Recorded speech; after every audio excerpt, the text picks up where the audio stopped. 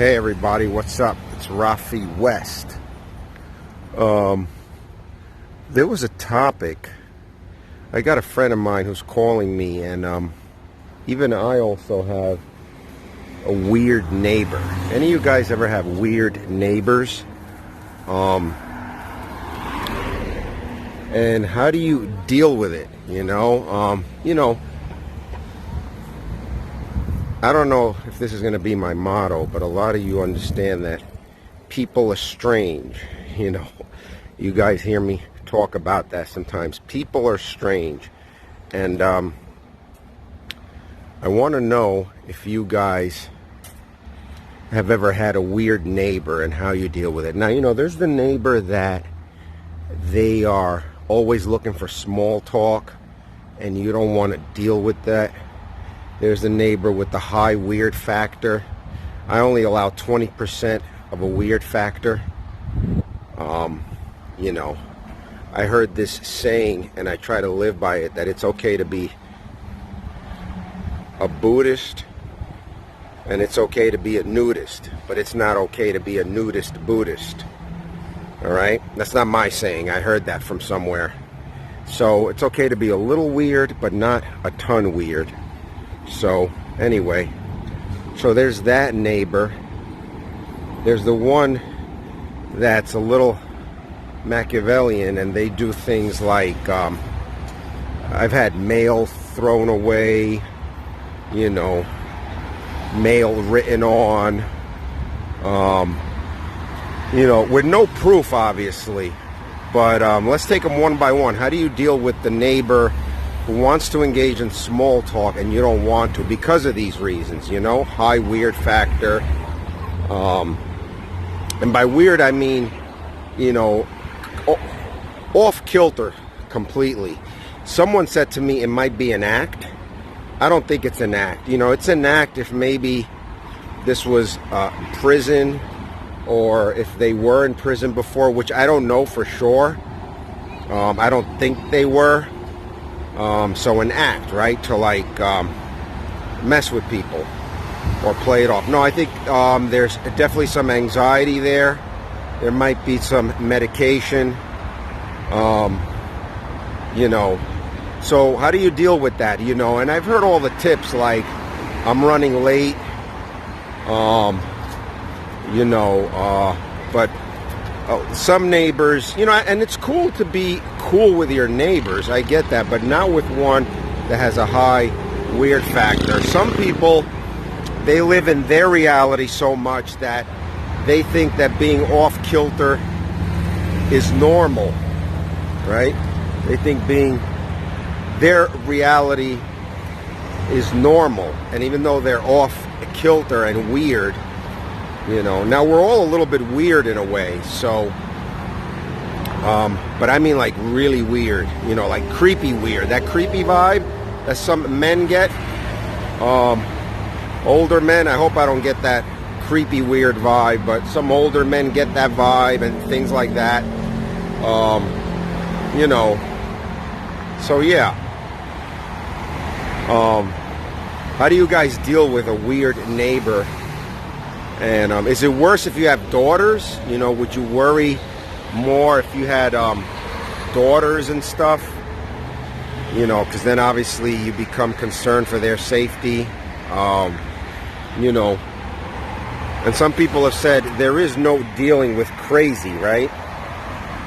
But one time I went through some civilian paramilitary training, and they had the section on EDPs, right? Emotionally disturbed people. That means people that are crazy, people that see things, hear things. And I always remember from that training is not to ever pretend that things are real. So if they say, I see something over there, you got to say, no, ma'am, I don't see anything over there. There's nothing over there. You can't agree to their reality. So I've had to check a crazy person once or twice, neighbor. Probably should have checked them a couple of more times than that. Nobody wants confrontation, especially with neighbors that you live with.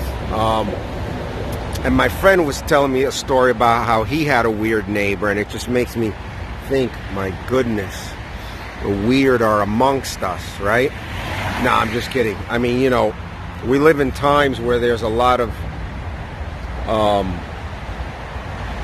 mental issues, I think. A large percentage of people have mental issues, and I was just wondering what people think.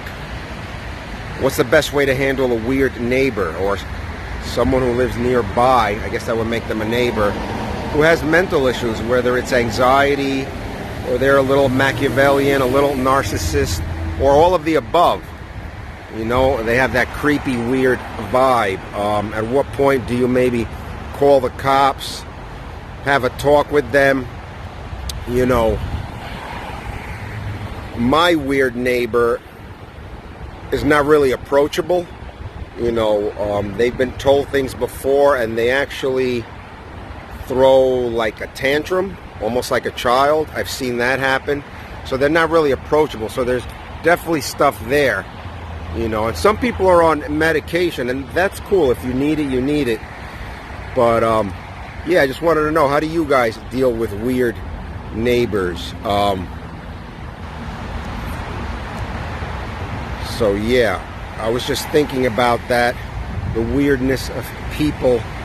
And you know, because even like when you go to look for a place, you know, you get to like check out the apartment and stuff, but you don't get to check out the neighbors, right?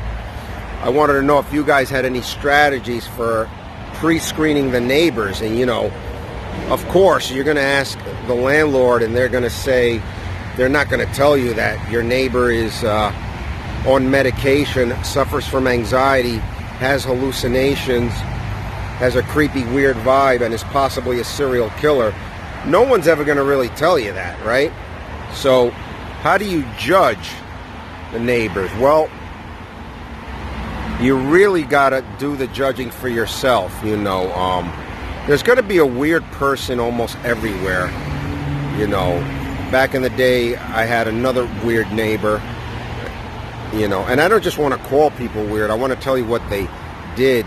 He used to like yell, you know, have yelling, and he'd be home alone and have yelling matches with himself.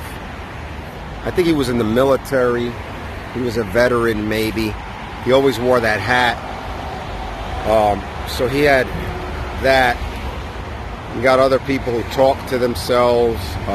So yeah, how do you deal with weirdness of people? You know? So how do you screen them? Do you, when you go check out a place, do you see who's there? First of all, we have a lot of baby boomers in the world, and a lot of them may come off as weird. Some folks, when they're older, they're set in their ways. If they're the owner of the property, they like to look after it and kind of seem nosy, looking out the window, constantly in your business. So it's tough. This is why, as I get up there, I want to have less and less neighbors, you know, and I think a lot of people want that. Not only is it more quiet that way, but just less stuff. That's why Alaska's looking good. You know, other countries where you can just have some distance, you know, buying a house where you have some distance from a neighbor is always good. I don't want them too close because it's a lot of unnecessary stuff. And you know, I'm all for having thick skin and you don't let everything bother you, but one thing you cannot have is petty tolerations. You know, you can't tolerate things. That's no good for karma. That's no good for your vibe. You can't have petty tolerations. You're not a tree. You can get up and move. You're not supposed to tolerate anything from anybody. That includes weirdness of neighbors. So I just wanted to let you guys know my 2 cents about that. And let me know what you guys think. How do you read? How do you pre-screen future neighbors? How do you deal with weird neighbors now? At what point do you move? At what point do you involve law enforcement? What tactics do you use? Because I know there's stories out there. I know you guys have stories. I know I want to create value and share this with your, the best advice I could give you is learn how to read people. Be a good observer. A lot of successful and wealthy people are very good at observing every detail about things and people.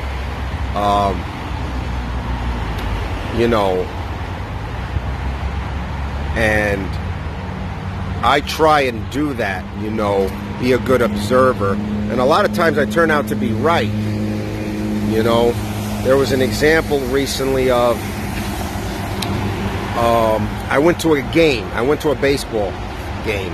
And, I'm a pretty frugal person. I'm not a diehard fan. I'm pretty frugal. This is just an example about reading people. I'm frugal. And they are, I went to meet a couple of friends there. I went with my friend there, and their friends, I don't know at all, but as a good observer, I observed that, I heard they were diehard fans. They go to games often. In fact, they're going to another one this evening. When they pulled out money to buy food, I noticed who pulled out the money. And I'm thinking they probably are more in charge of finances or make more money. That's not always the case, but in this case, I turned out to be right. So then the discussion was, would these people go to a playoff game, right? Playoff games are obviously more expensive and all that. So my friend says to me, no, they wouldn't do that. They wouldn't go to playoff games. I know them for almost 2 decades. They wouldn't go. But I observed that they hang out a lot. They have a lot of fun. They don't spend money destructively, but they understand quality. They're in my age group. They're Generation Xers. And I said, you know what? I think they probably would go if, the price was right, obviously. If the invitation was right, if the motivation was there, if they felt like it. But it wouldn't be no. If we had to put it on a scale, it would lean more to yes.